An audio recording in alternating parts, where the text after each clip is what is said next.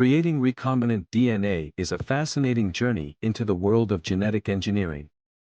First, we isolate the gene of interest, like the insulin gene from humans, using restriction enzymes, our molecular scissors. Next, we prepare a vector, often a plasmid, by cutting it with the same enzymes to ensure compatibility. Then, we mix the isolated gene with the plasmid, allowing them to bind through complementary sticky ends, and seal the deal with DNA ligase, forming our recombinant DNA.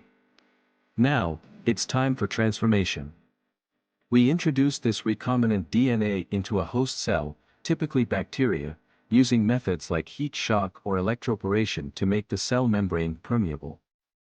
But not every cell will take up the DNA, so we use selectable markers, like antibiotic resistance genes, to identify successful transformations.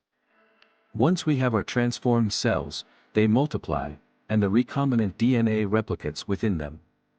We can induce the expression of our gene, say for insulin production, and then harvest and purify the protein. This incredible process not only allows us to produce life-saving medications but also leads to innovations in agriculture and research, like pest-resistant crops and glowing transgenic animals. The potential of recombinant DNA technology is truly transformative.